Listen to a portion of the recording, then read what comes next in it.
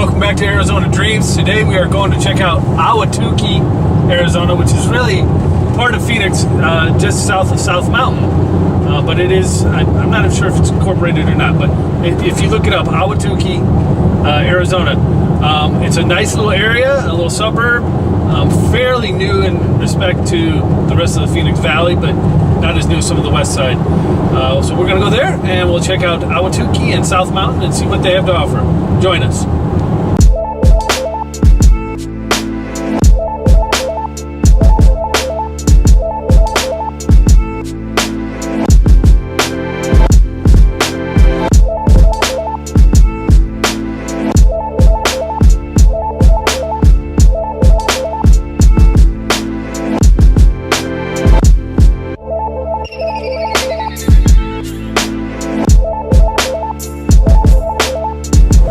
Just got off I-10 and Ray Road.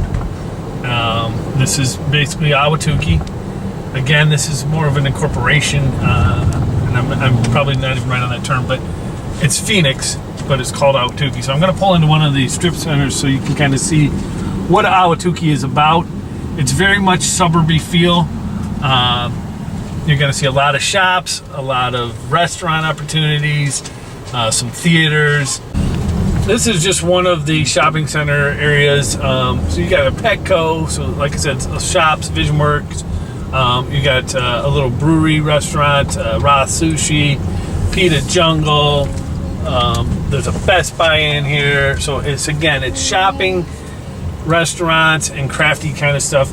This is pretty typical for Ahwatukee. Ahwatukee is fairly affluent. I wouldn't say that it's super rich, but I wouldn't say that it's impoverished either. So kind of a nice little area, nice place to hang out, and certainly a good place for if you are looking to raise a family.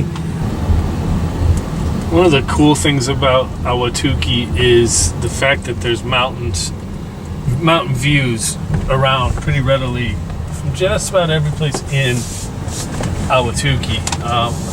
I call it Ahwatukee. I should clarify. It's actually called Ahwatukee Foothills. But everybody kind of refers to it as Ahwatukee.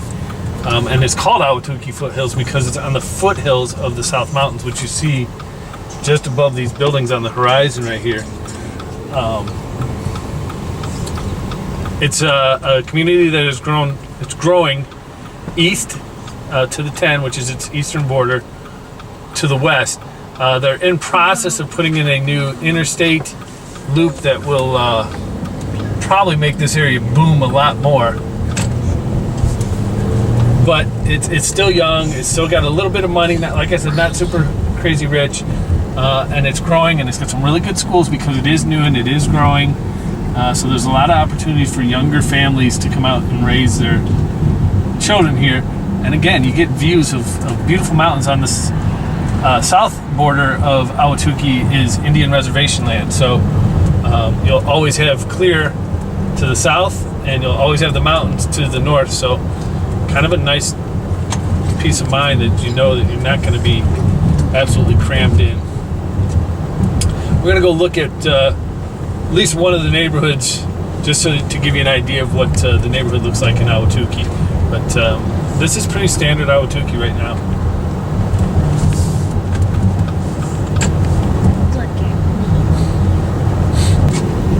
Right now we're driving through what I believe are apartments, townhomes, and condominiums on my right-hand side. And on the left-hand side, it might be more the same right now. But as we get closer to the mountain, these are going to convert over to houses, and the prices will be a little more because we're close to the mountains. South Mountain Park runs, obviously, the length of South Mountain, so all these homes back here will have pathways to get up to South Mountain. And I think I mentioned in one of my other videos that South Mountain has some really nice hiking opportunities. Yeah, so this is a neighborhood now. You can see on my left is their community center, which is also really popular in Arizona. Again, green space, so that's the grass, but also pools, playground materials, you know, like jungle gym, stuff like that. Sometimes tennis courts, sometimes basketball courts, things like that. So we're just going to turn down one of these neighborhoods here and see what we have to see. Let's see if we can't get to that. Let's go this way.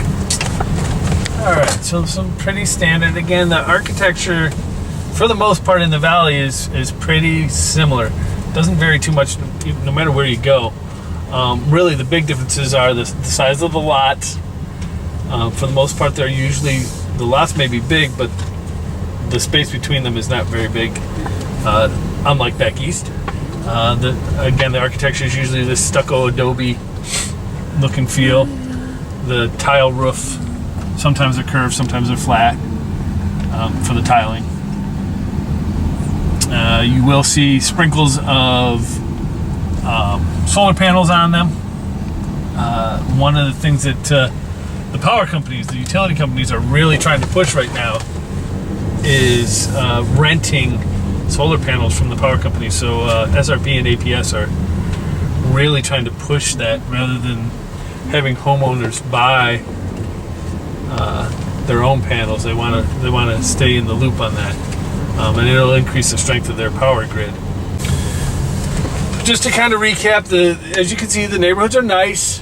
They're quiet. I'm guessing that the average size homes here are probably 4 bedrooms, at least in this neighborhood, but I'm sure you can find 3 bedrooms, and I'm sure you can find 5 or 6 bedrooms. The closer you get to the mountains, the bigger they are and the more expensive they are. Schools are solid. Some of them are 10 rated.